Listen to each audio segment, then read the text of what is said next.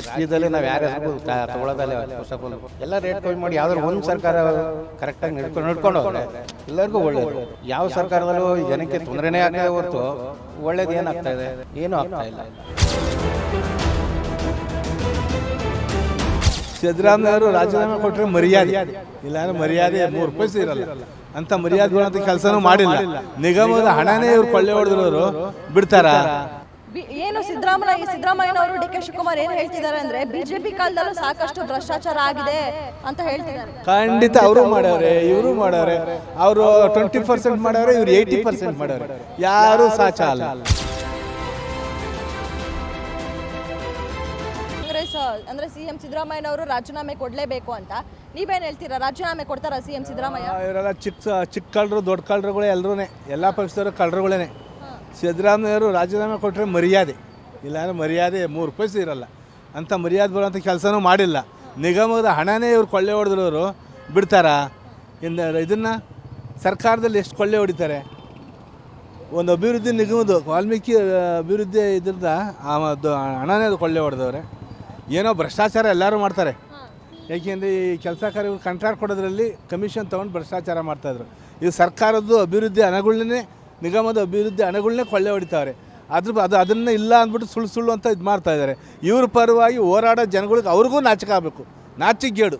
ಇವ್ರಿಗೂ ನಾಚಿಕೆ ಆಗಬೇಕು, ಅವ್ರಿಗೂ ನಾಚಿಕೆ ಆಗಬೇಕು. ಜನಗಳ ಮುಂದೆ ಹೆಂಗೆ ಮುಖ ತೋರಿಸ್ತಾರೋ ಗೊತ್ತಿಲ್ಲ. ಯಾರೇ ಆಗಲಿ, ಯಾವ ಪಕ್ಷದವರೇ ಆಗಲಿ, ಭ್ರಷ್ಟಾಚಾರ ಮಾಡಿ ಎಲ್ಲವನ್ನೂ ಕಚಡಗಳು ಎಲ್ಲ ಪಕ್ಷದವರು ಕಚಡಗಳೇ. ಆದರೆ ಇಷ್ಟೊಂದು ಕಚಡ ಯಾವ ಪಕ್ಷದವರು ಯಾವ ಇದ್ರೂ ಆಗಿರಲಿಲ್ಲ. ಇವ್ರು 100% ಕಚಡ. ಅದನ್ನು ಇವರು ಸುಮ್ಮನೆ ಇದು ಏನು ನಾನು ಸಾಚ ಬೇರೆಯವ್ನು ಕಳ್ಳ ಅನ್ನೋಗೆ ಇದನ್ನು ಇದ್ರ ಬಗ್ಗೆ ಇದು ಮಾಡೋಕ್ಕೆ ಹೋಗ್ತಾರೆ. ಏನು ವಿವರಣೆ ನೀಡೋಕೆ ಹೋಗ್ತಾರೆ. ಅದೇನು ವಿವರಣೆ? ಈಗ ಆತ್ಮಗೌರವ ಅನ್ನೋದೇ ಇಲ್ಲ, ಎಲ್ಲ ಮಾರ್ಕೊಂಬಿಟ್ಟವ್ರು ಇವರು. ಇಷ್ಟು ಹೇಳಬಲ್ಲೆ ನಾನು. ಏನು ಸಿದ್ದರಾಮಯ್ಯನವರು ಡಿ ಕೆ ಶಿವಕುಮಾರ್ ಏನು ಹೇಳ್ತಿದ್ದಾರೆ ಅಂದ್ರೆ ಬಿಜೆಪಿ ಕಾಲದಲ್ಲೂ ಸಾಕಷ್ಟು ಭ್ರಷ್ಟಾಚಾರ ಆಗಿದೆ ಅಂತ ಹೇಳ್ತಿದ್ದಾರೆ. ಖಂಡಿತ ಅವರು ಮಾಡವ್ರೆ, ಇವರು ಮಾಡವ್ರೆ. ಅವರು 20% ಮಾಡವ್ರೆ, ಇವ್ರು 80% ಮಾಡವ್ರೆ. ಯಾರೂ ಸಾಚ ಅಲ್ಲ. ಯಾವ ಪಕ್ಷದವನು ಎಲ್ಲವನ್ನೂ ಸಾಚ ಅಲ್ಲ. ಯಾರೂ ಸಾಚ ಅಲ್ಲ. ಎಲ್ಲ ಅದ್ರೊಳಗಡೆ ಇಬ್ಬರು ಮೂವರು ಒಳ್ಳೊಳ್ಳೆ ವ್ಯಕ್ತಿಗಳು ಇರ್ಬೋದು. ಅಂದರೆ ಎಲ್ಲರೂ ಒಳ್ಳೆ ವ್ಯಕ್ತಿಗಳು, ಅದು ಎಲ್ಲರೂ ಕೆಟ್ಟವರಿಲ್ಲ. ಒಳ್ಳೆಯವರು ಕೆಟ್ಟವ್ರು ಎಲ್ಲ ಅವರೇ.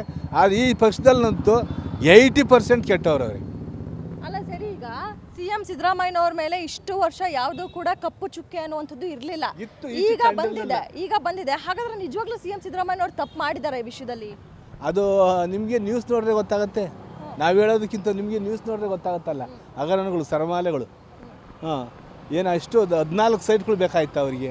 ಎಷ್ಟು ಜನ ಅವರೇ ಹೆಂಡತಿ ಮಕ್ಕಳೆಲ್ಲ? ಅಷ್ಟೊಂದು ಸೈಟ್ ತಗೊಳಕಾಯ್ತಾ ಮುಡಾಯಿಂದ? ಏನಕ್ಕೆ ಬೇಕಾಯಿತು? ಅದರಲ್ಲೂ ಅದರ ಕಾನೂನು ರೀತಿಯಲ್ಲೇ ಇಲ್ಲ. ಕಾನೂನು ರೀತಿಗಿಂತ ಹೊರತುಪಡಿಸಿ ಅದ್ರ ಮೇಲೆ ಇದು ಮಾಡಿ ತೊಗೊಂಡಿರೋದವರು. ಇದು ಜನಗಳಿಗೆ ಬೇರೆ ಅಲ್ಲ, ಸುಮಾರು ಲಕ್ಷಾಂತರ ಜನಗಳು ಇರೋಕ್ಕೆ ಜಾಗ ಇಲ್ಲದೆ ಮನೆಯಲ್ಲೇ ಸಾಯ್ತಾರೆ. ಇವ್ರಿಗೆ ಯಾಕೆ ಅಷ್ಟೊಂದು ಸೈಟ್ ಬೇಕು ಅಲ್ವೇ? ಏನಾತ ಏನೋ ಗಾದೆ ಹೇಳ್ತಾರೆ, ಎಂತನೋ ಮದುವೆಯಲ್ಲಿ ಉಂಡಾನೇ ಜಾಣ ಅಂತೇಳಿ, ಹುಚ್ಚುಂಡೆ ಮದುವೆಯಲ್ಲಿ ಉಂಡೇನೇ ಜಾಣ ಅಂತಾರೆ. ಹಾಗೆ ಇವ್ರುಗಳು ಜಾಣತೆಯಿಂದ ಅದು ಹೊಡಿತಾ ಇದ್ದಾರೆ, ಕೊಳ್ಳೆ ಹೊಡಿತಾರೆ. ಪಾಪ ಬಡವರು ಕಷ್ಟ ಬಿದ್ದು ಇರೋಕ್ಕೆ ಜಾಗ ಇಲ್ಲದೆ ಅವ್ರು ಸಾಯ್ತಾ ಇದ್ದಾರೆ ಗುಡಿಸ್ಲುಗಳಲ್ಲಿ. ಅಲ್ಲಿ ಇಲ್ಲಿ ಬಾಡಿಗೆ ಮನೆಗಳು, ಕೋಟಿಗಂಟು ಜನಕ್ಕೆ ಬಾಡಿಗೆ ಮನೆ ಇರೋರು. ಇವ್ರುಗಳು ಇಷ್ಟೊಂದು ಸೈಟ್ಗಳು, ಜಾಗಗಳು ಬೇಕಾ? ಬಡವರು ಕೊಳ್ಳಿ, ಅವ್ರು ಇಲ್ಲದೆ ಇರೋರು ಬಿಲ್ಡಿಂಗ್ಸ್ ಕಟ್ಟಿಸಿ ಅವರಿಗೆ ಕೊಡಲಿ, ಇರೋದು ಜಾಗ ಮಾಡಿಕೊಡ್ಲಿ. ಇದು ಪ್ರಜಾಪ್ರಭುತ್ವ ತಾನೆ. ಪ್ರತಿಯೊಬ್ಬರಿಗೂ ಜಾಗ ಬೇಕು ತಾನೆ, ಅನುಕೂಲ ಬೇಕಲ್ಲ, ಮಾಡಿಕೊಡ್ಲಿ. ಮಾಡ್ತಾರೆ ಅವರು? ಇಲ್ಲ.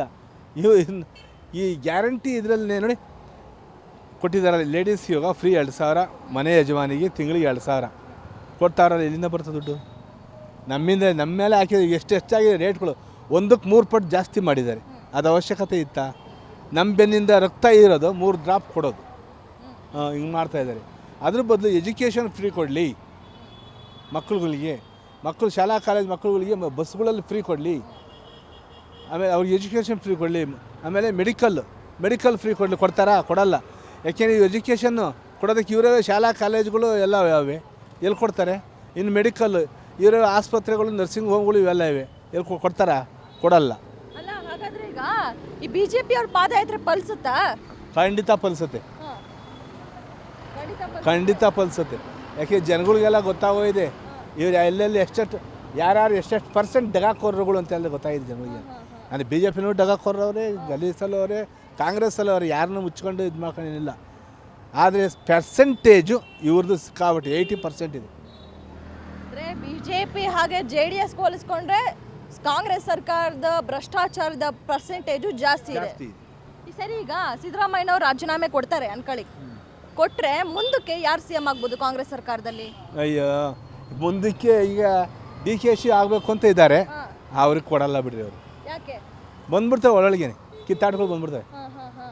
ಅದಕ್ಕೆ ವಿರೋಧವಾಗಿ ಇರೋರು ಬೇಜಾನ್ ಜನ ಇದ್ದಾರೆ, ಅವ್ರಿಗೂ ತಲೆನೋ ತತ್ತಾರೆ. DKCಗೆ ಚೀಫ್ ಮಿನಿಸ್ಟರ್ ಆಗಿ ಬಿಡಲ್ಲ, ಪಕ್ಷದಲ್ಲೇ ಬಿಡಲ್ಲ.